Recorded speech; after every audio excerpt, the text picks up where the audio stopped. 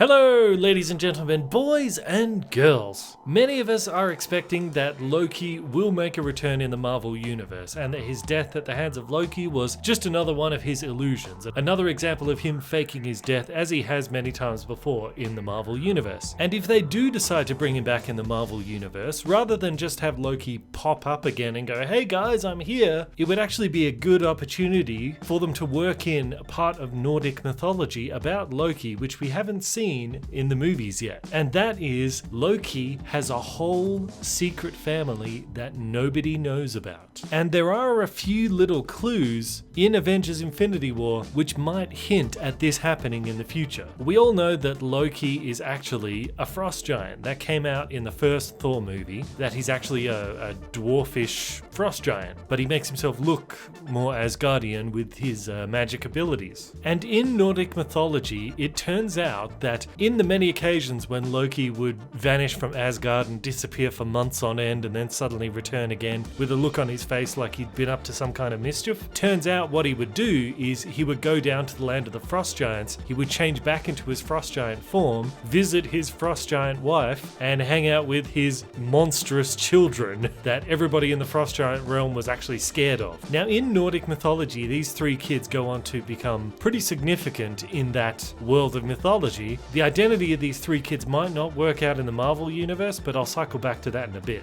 But rewatching Loki's death scene in Infinity War, with this knowledge that he could have a whole second family and a whole second life out there as a frost giant that we don't know of, it does add extra credibility to the fact that he just sent one of his illusions out there to get his neck snapped, and that after this he's gonna just sneak back down to the frost giant realm and just live his life as a frost giant there. And it's notable to point out that right before he does point out once again, he's not Asgardian. This is interesting to me because after him being a frost giant was introduced in the first movie, it always struck me as a little bit strange that they just never mentioned it again. It just completely vanished from the universe. Why would they suddenly throw the fact that he's a frost giant in right now, right before he's about to supposedly die, unless it's relevant to him coming back? Imagine how cool it would be that if in the next solo Thor movie, some frost giant character that we've been introduced to turns out to actually be Loki in his true form, and Thor can discover Loki's children. And you know, even if Loki really is dead, the fact that he had kids means in some form he could continue on through these three children, these three characters. Now in Norse mythology, one of his kids was the world serpent, whose name I'm not even going to try to pronounce,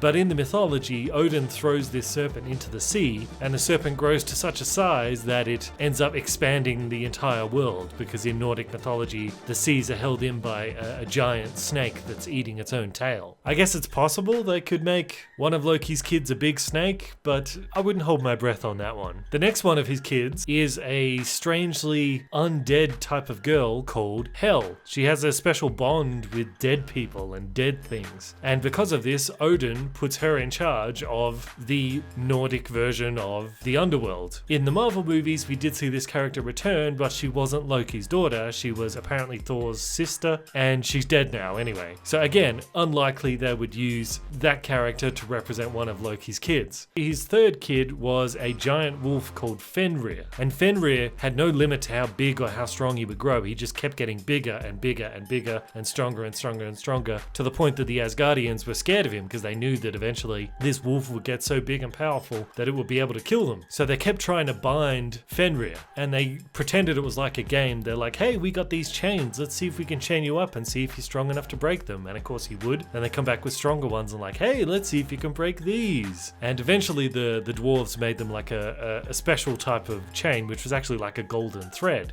But by this time, Fenrir was a little bit suspicious. He's like, I get a feeling that if I can't break out, you guys are going to leave me bound. And they're like, no, trust us, we wouldn't do such a thing like that. But of course they do, and Fenrir, being bound and laying on his side, eventually grows to such a size that the mountain ranges around Asgard are actually Fenrir. Like, that's how big he's gotten. And Odin gets a vision of Fenrir killing him at the end of the world, at the Nordic apocalypse, which is Ragnarok. And you remember in the movie Ragnarok, there was a giant wolf that Hulk fought. It certainly wasn't as big as the Fenrir in the Nordic mythology, and also it didn't kill Odin because Odin in the movie had already disappeared at that point. So you see what I mean when I say Loki's mythological children wouldn't fit into the Marvel universe, but I definitely definitely do like this idea of Loki having a secret frost giant family and a whole second life as a frost giant that nobody knows about. This would be a good way to, if we're going to bring back Loki, rather than him, like I said, just popping into this cinematic universe again, it's actually done a bit smarter and it adds a bit more to his character. You can introduce new characters. You can make his 3 kids anyone, really. Anybody you like. But Loki's kids, keep an eye out for them. I am Bandit. This is Bandit Incorporated. Until next time, I will see you guys in the comments.